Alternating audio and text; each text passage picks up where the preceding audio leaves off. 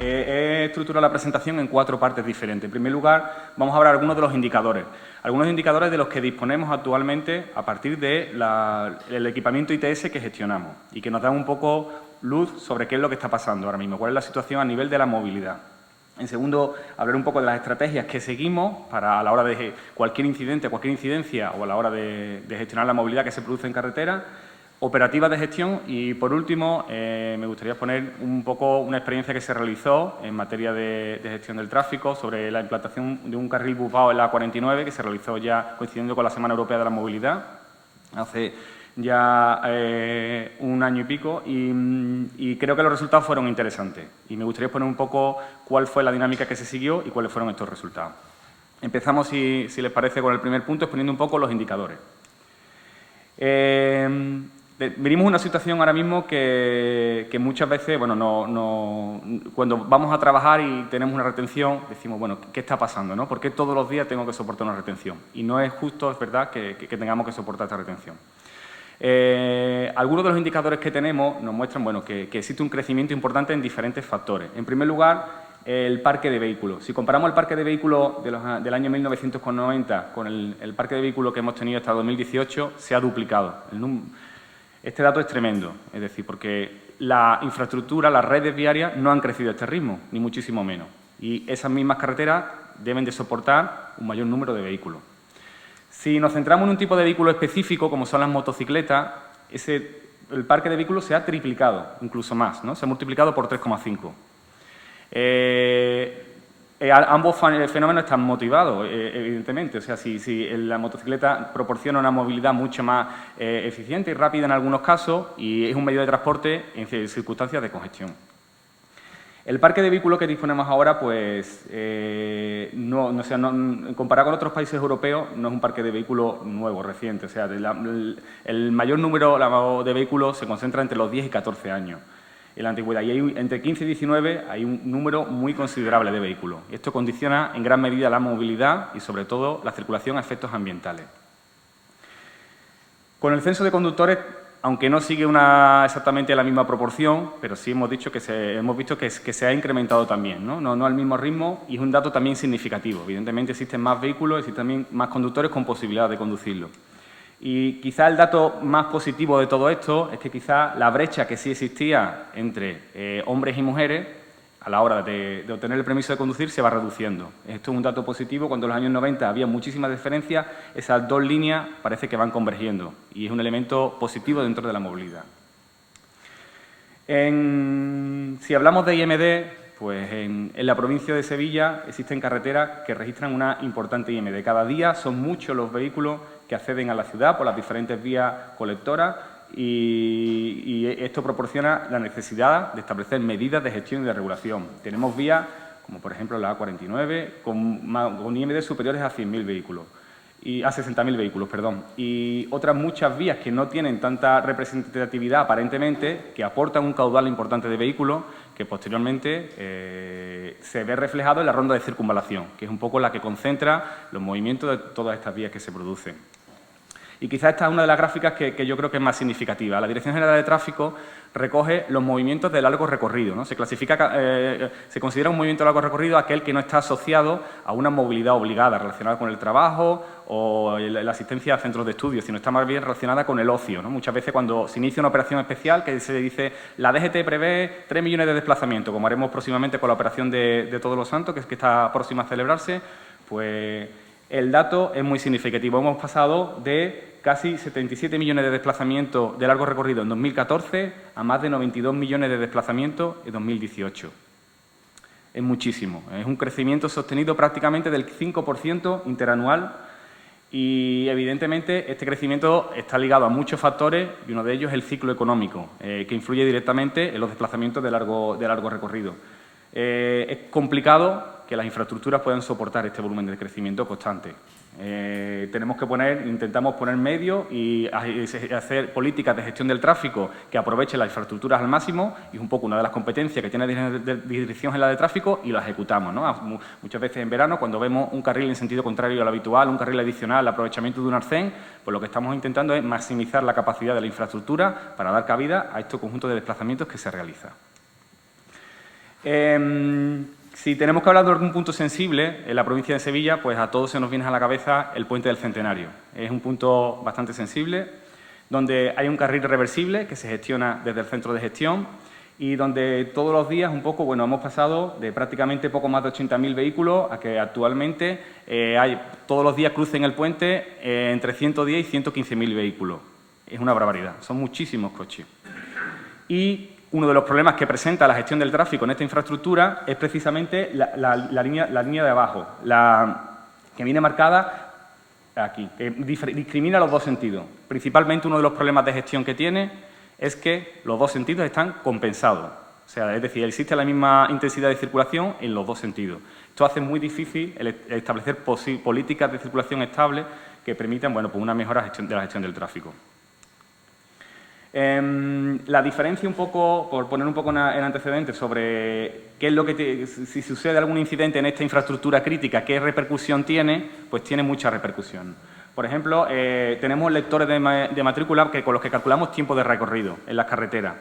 Y la diferencia entre que existe una incidencia o no existe una incidencia, pues puede hacer que se incremente el tiempo de paso en un tramo de 8 o 9 kilómetros de manera muy significativa. Esto es un ejemplo comparando un viernes laborable habitual con un viernes en el que se produjo una incidencia. Concretamente, hace 2 semanas se produjo una incidencia que no tiene que ser nada grave. Fue simplemente un vehículo de la tercera categoría averiado en el Puente del Centenario, que provocaba una pérdida de capacidad. Pues esto provocó que el tiempo de paso se disparara hasta por encima de los 3.000 segundos, que son más de 50 minutos en un plazo. Y ahí es donde tenemos que activar políticas de movilidad que permitan que los usuarios tomen otra decisión y articulen otro itinerario que permita minimizar estos tiempos de recorrido. Pasando un poco al tema de las estrategias, pues cuando diseñamos estrategias de movilidad en un centro de gestión tenemos que disponer 4 elementos básicos. En primer lugar, tener medios humanos que sean capaces de diseñar, implementar y después realizar un seguimiento de estas políticas de movilidad. Y estos medios humanos tienen que tener formación, evidentemente, no se puede realizar de manera arbitraria. Tenemos que tener medios técnicos que nos permitan que esa regulación o ese plan estratégico que queremos llevar a la carretera se materialice. Y ahí son muy importantes los sistemas ITS que tenemos en carretera. Tenemos que tener protocolos de actuación que nos permitan, ante determinadas circunstancias, saber cómo actuar y que todos actuemos de la manera uniforme. Y, por último, hay que tener una importante coordinación entre todas las administraciones o agentes implicados, porque el tráfico, evidentemente, no es materia de una única administración. Donde acaba la competencia de una administración, empieza la del siguiente. Entonces, es imprescindible que exista coordinación entre las diferentes administraciones para ello. Todos centros de gestión, y en España son en concreto 8 los centros de gestión que tienen las direcciones del tráfico, tienen 2 objetivos: circulación fluida y circulación segura, ¿no? Son 2 objetivos que se conjugan. Si tenemos que priorizar alguno de ellos, me imagino que todos tenemos claro cuál es. Primero seguridad y después fluidez. Pero son 2 objetivos que siempre tenemos que tener en mente. Como subobjetivo dentro de esto, pues evidentemente, primero aumentar la seguridad vial. Y como consecuencia, asegurar la vialidad. O sea, el derecho a moverse es un derecho constitucional recogido en el artículo 19 de la Constitución y tenemos que intentar que, ante todas las circunstancias, ser capaces de dar un soporte y que esa movilidad se produzca dando alternativas a los conductores o que ellos puedan, o incluso hay veces que estableciendo desvíos de circulación para que esa movilidad se pueda seguir produciendo. Incrementar la capacidad de las infraestructuras es una competencia que tiene asignada la Dirección General de Tráfico y para ello se establecen y se diseña un conjunto de medidas de regulación y ordenación que permitan realizarlo. Y por eso, de manera complementaria, aumentar la eficiencia, ¿no? Como subconjunto de todo lo anterior, es necesario aumentar la eficiencia, ¿no? Y aquí el título del foro, de una movilidad eficiente, previniendo la congestión y, sobre todo, aumentando el confort de los usuarios. Tenemos que ser capaces que el usuario baje su nivel de estrés cuando está conduciendo y que su confort se incremente.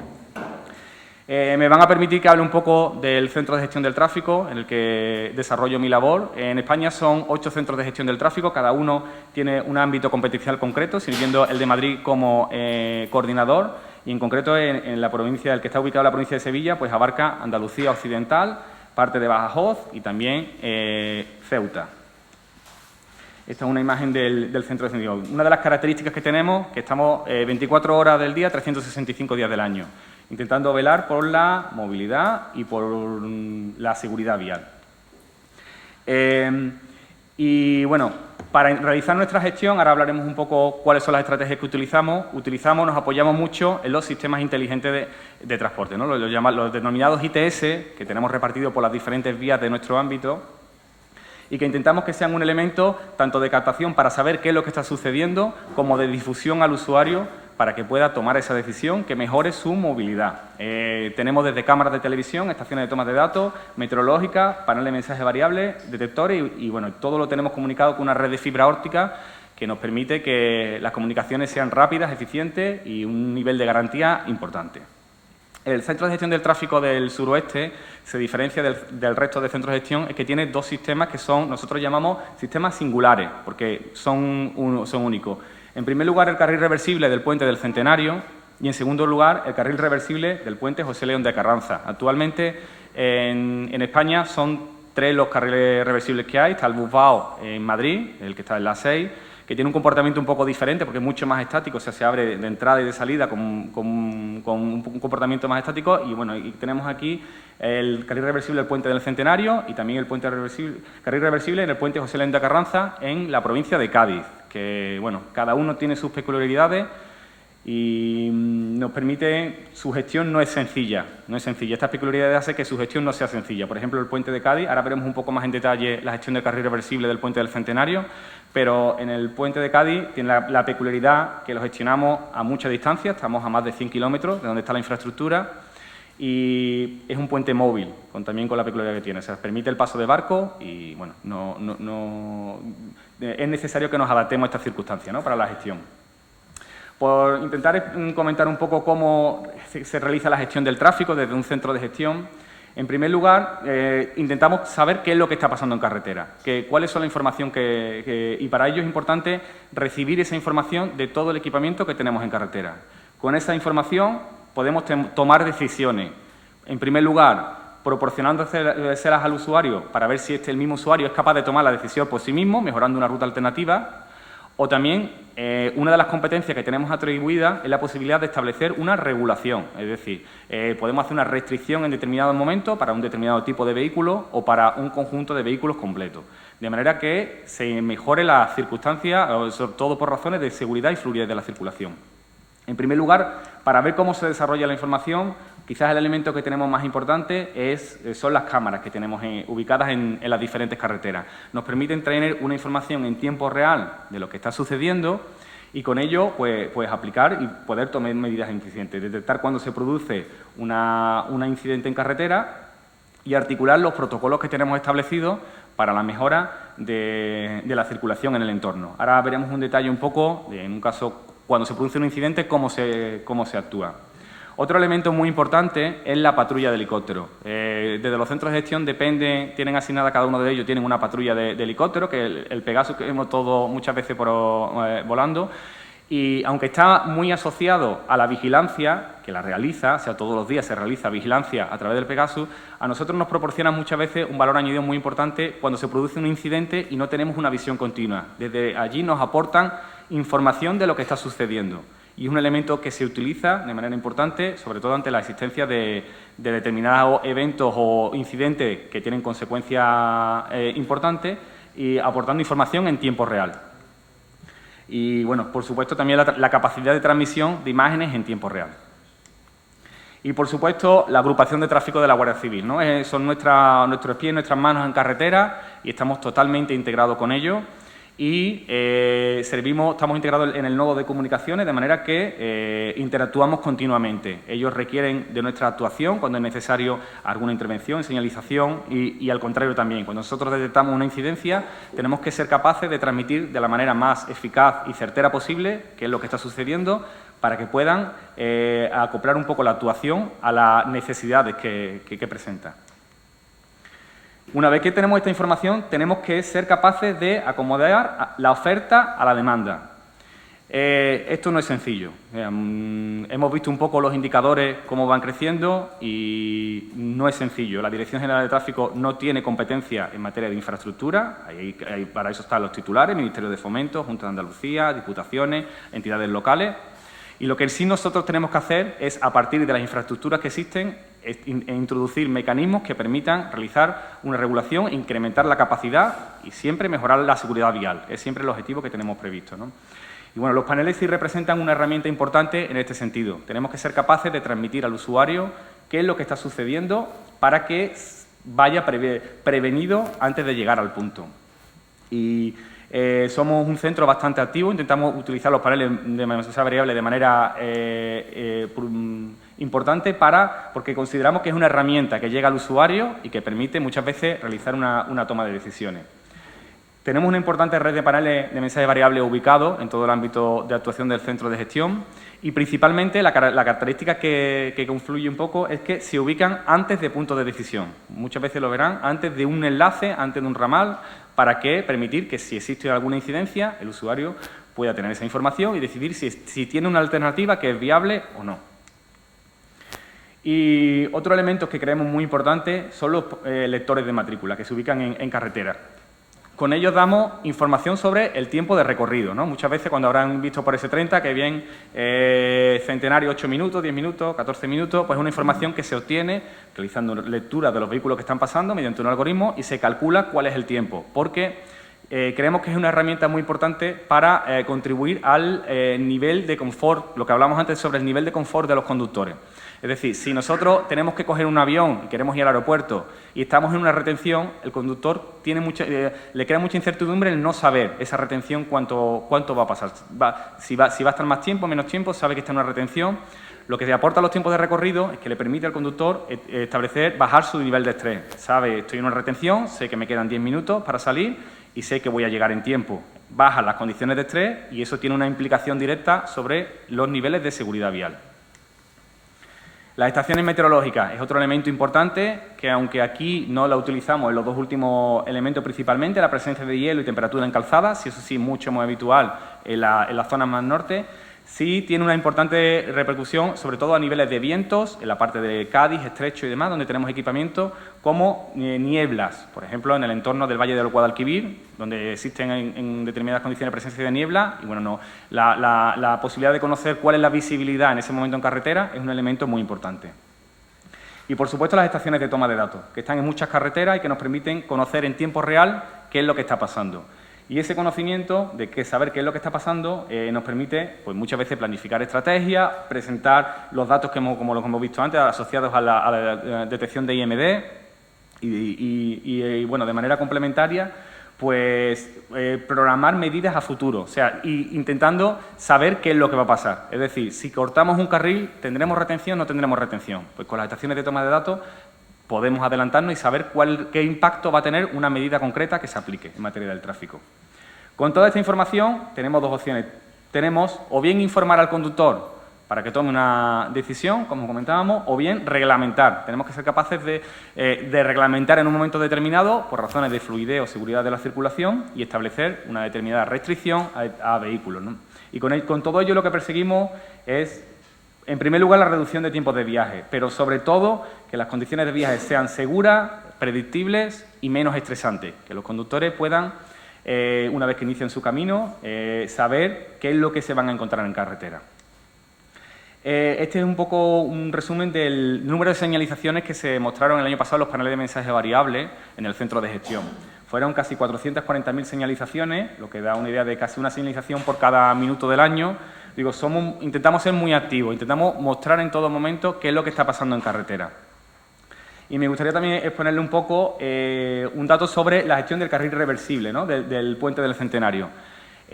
Corresponden a datos desde el año 2017 y dentro de ese año se realizaron casi 20.000 actuaciones de apertura o cierre del carril reversible. Eso es una barbaridad. Necesitamos ese dinamismo para intentar afrontar las condiciones que tiene ese puente para minimizar las consecuencias.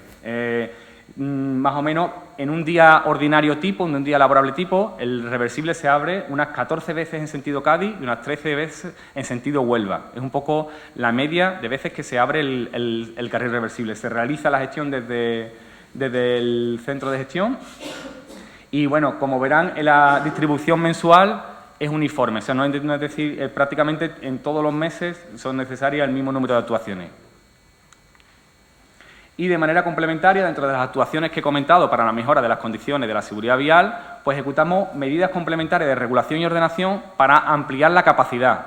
Por ejemplo, establecemos un carril en sentido contrario en la A49, entre los kilómetros 48 y 18 los domingos de retorno, para intentar que mejore la fluidez de la circulación y que la intensidad de circulación de vehículos que viene, pues la asuma la infraestructura, y otras medidas, como por ejemplo en Cádiz, la instalación de medidas especiales, tanto en la Nacional 340, en el tono de tarifa, 491, 471, bueno. En todos aquellos puntos que tenemos identificados que es necesaria alguna actuación, pues actuamos para mejorar la capacidad de la infraestructura. Vamos a pasar ya un poco para describir de manera muy breve cuál es la operativa de actuación del centro de gestión, para intentar que la movilidad sea segura y eficiente. Bueno, pues en primer lugar, detectar y localizar la incidencia. Vamos a ver cada uno de los puntos ahora, ¿no? Señalizar esas incidencias y intentar trasladar el protocolo. Hay un protocolo que se utiliza mucho en seguridad vial que se llama el protocolo PAST, que es proteger, avisar, socorrer. Un protocolo básico de primeros auxilios, pero nosotros lo intentamos trasladar a la carretera, y ahora lo voy a intentar explicar porque no solo todos los días tenemos que lidiar un poco con el incremento de intensidad que tenemos, también muchas veces se producen incidentes, ¿no? Asociados principalmente a tres factores de riesgo. En primer lugar, yo estoy seguro que si os lo preguntara todos me podrían identificar cuáles son esos tres factores de riesgo. La velocidad, en primer lugar, el alcohol y la droga, presencia, en segundo lugar, y tercer, la distracción. Y la distracción está asociada en un gran número de casos al uso del móvil. He querido traer una gráfica que me parece muy interesante, muy ilustrativa. Este es el número de usuarios activos de WhatsApp, la evolución que ha tenido desde 2013 hasta 2017, ¿no? En 2013 había 200 millones de usuarios activos. En 2017 ya ha pasado los 1.500 millones de usuarios activos. Esto nos da un poco una idea cuál es la repercusión. Y para nosotros quizás sea actualmente la mayor preocupación que tiene la Dirección General de Tráfico, el cómo intentar controlar la presencia de la distracción en la conducción, ¿no? Leía el otro día en un estudio que dicen que el 40% de los conductores que realizan un trayecto de más de 10 minutos reconocen que miran el móvil durante la conducción, el 40%. O sea, mirar no es ponerse a hablar por teléfono, es levantar el teléfono y ver si tiene algún WhatsApp, si tiene alguna llamada o si tiene... Ese dato es tremendo y muy preocupante. Y aunque se realizan campañas y se realizan mucha concienciación, seguimos cogiendo el móvil en la conducción. En primer lugar, lo que os comentaba, cuando intentamos, la estrategia que se sigue, cuando detectamos la incidencia, en primer lugar, intentamos de todas las fuentes que he comentado antes y fuentes auxiliares, como pueden ser los titulares de las carreteras, otros usuarios, sistemas de estaciones meteorológicas o, por ejemplo, la EMET, que nos transmitan la información de lo que está pasando en carretera. En cuanto hemos detectado un incidente, como vemos ahí, un accidente entre un camión y un turismo, tenemos que ser capaces de localizar esa incidencia y nuestro primer cometido aquí siempre es proteger, ¿no? Como hemos dicho, proteger, avisar, socorrer. Nuestro primer cometido siempre es proteger y la manera de proteger es avisar al resto de conductores que viene de lo que está sucediendo, cuál es la configuración que tienen en carretera y que sepan que se pueden encontrar un incidente un poco más adelante, ¿no? Es nuestra manera de proteger a los que ya han sufrido para intentar que las consecuencias se minimicen o que no se agraven. En segundo lugar, tenemos que ser capaces de esa información trasladarla al resto de agentes o administraciones implicadas.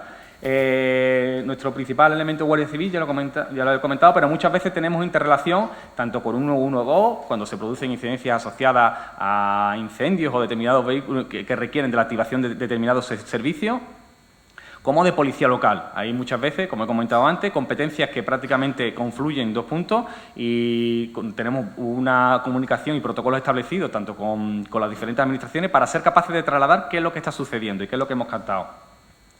Y una vez que sabemos, tenemos que avisar, el segundo de los elementos, ¿no? Avisar al resto de conductores de lo que está sucediendo. No tanto a los que están ya en la cola de la retención o los que están sufriendo las consecuencias, sino al que está en casa y todavía no ha iniciado el viaje. Hay una directiva europea, que es la 2010/40/EU, que implica que todos los países de la Unión Europea deben de suministrar información gratuita sobre determinados elementos del tráfico para el resto de países miembros. Y la Dirección General de Tráfico es la administración competente en España para suministrar esa información de qué es lo que está sucediendo en carretera.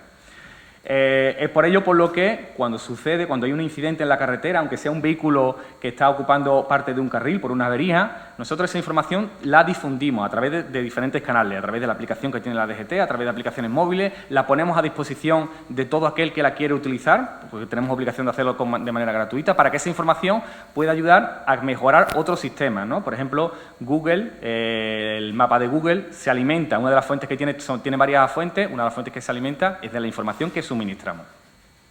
Y tenemos que ser capaces que la persona que esté en su casa, antes de salir de viaje, pueda saber qué es lo que está pasando en carretera. Y si tiene que retrasar su viaje, adelantarlo o valorar, utilizar otro alternativo, tiene que realizarlo. Y por último, es necesario hacer un seguimiento de la actuación. Es decir, no vale solo con identificar y ver qué está pasando, sino tenemos que monitorizar continuamente y si es necesario tomar nuevas decisiones, pues ser capaces de tomarlas. Y por último, sí me gustaría comentar un poco la experiencia que tuvimos con una prueba piloto que se realizó en la 49, que desde mi punto de vista fue muy interesante en materia de la regulación y gestión del tráfico y aportó conclusiones importantes. La A49, me imagino que todos los que son de Sevilla la conocen, tiene consideración de autopista y tiene diferentes elementos, bueno, diferenciadores. En primer lugar, tiene una orientación que es complicada, tiene una orientación este-oeste, lo que provoca que muchas veces en condiciones de salida o puesta del sol tenga una influencia directa en la conducción y vertebra muchos de los movimientos que se producen en el Aljarafe sevillano. En las diferentes coronas del Aljarafe recoge esos movimientos y los atrae hacia el entorno de Sevilla.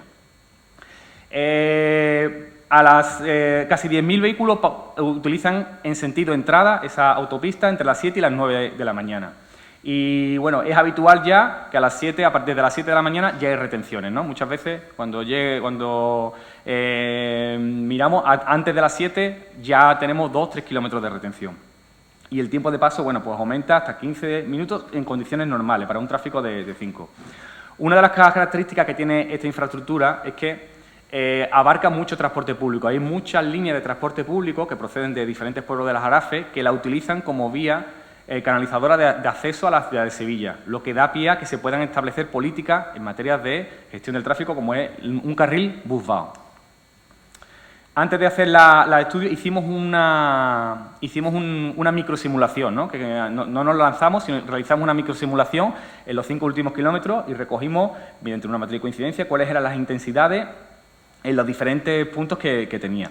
Y diseñamos una prueba mediante la cual se reservaba el carril izquierdo, como ya está previsto en otros puntos a nivel nacional, para la circulación de vehículos VAO.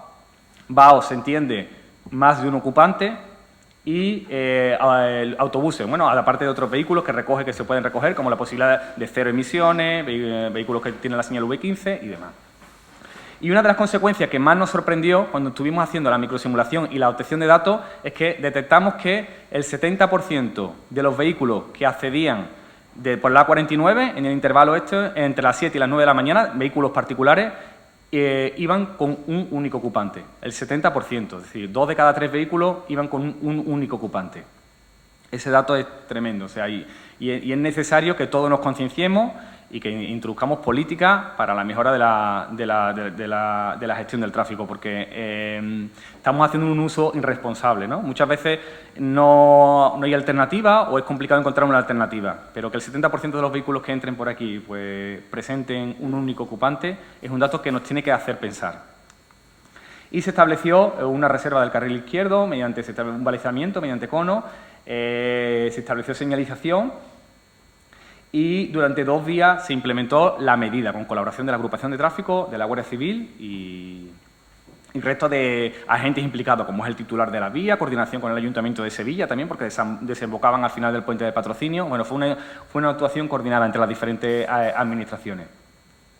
¿Qué conclusiones obtuvimos? Bueno, pues sobre todo por el carril izquierdo se favoreció mucho la circulación, sin perjudicar la circulación por los otros 2 carriles. Se eliminaron muchos trenzados que provocan que la circulación se pare en algún momento. Muchas veces que los trenzados y los cambios de carril que se producen para intentar, cuando un carril suma, paran mucho la circulación. Y el tiempo asociado en el carril izquierdo que se habilitó como bus-vao fue muy satisfactorio. Aquí recojo un poco cuáles fueron las principales conclusiones. No solo fueron conclusiones negativas, sino positivas ni negativas, sino intentamos extraer un poco objetivamente qué es lo que vimos. Como aspecto negativo, pues en primer lugar existe un rechazo, ¿no? Y esto es existía un rechazo por parte de los usuarios. O sea, no entendían cómo se puede quitar un carril de una carretera para reservarlo para para una infraestructura. Y recibimos quejas. Es decir, no tengo por qué se tiene que minimizar la capacidad de la vía para que se habilite la circulación. Hubo quejas de los usuarios. Las quejas estas también están condicionadas muchas veces, porque cuando se llama efecto carril, ¿no? Cuando estás en una retención, estás parado y ves que un carril está circulando, pues te enfadas, ¿no? Dices, ¿por qué tengo que estar yo parado y este carril circulando? Y aunque la percepción sea que llegas a la misma hora a tu lugar de trabajo todos los días, el ver que hay otro carril que está circulando hace que interiormente tú pienses que la situación es peor. Y bueno, fue una prueba muy corta y esto nos dificulta mucho la toma de poder extraer conclusiones definitivas. Como positiva, bueno, pues creemos, sí, parece que se definió que los primeros indicios parece que la implementación puede ser beneficiosa. Desde el Consorcio de Transporte nos aportaron que entre el segundo día hubo un beneficio en los tiempos de recorrido de los principales autobuses entre 10 y 15 minutos, que es mucho en 5 kilómetros. Mejoraron sus tiempos de ruta en ese margen y hay que tener la consideración de que en los estudios que realizamos cada 1 o 2 minutos pasa un autobús por aquí. O sea, que es un elemento importante, que ayuda, sin duda, si hubiera una orientación hacia el transporte público, pues ayudaría. Y, evidentemente, bueno, existe voluntad de poder continuar. No sabemos qué va a pasar. Ahora mismo, como ya habrán leído, el enlace de Pañoleta está sufriendo una remodelación. Se están ejecutando obras por parte del Ministerio de Fomento que van encaminadas a mejorar las condiciones de circulación.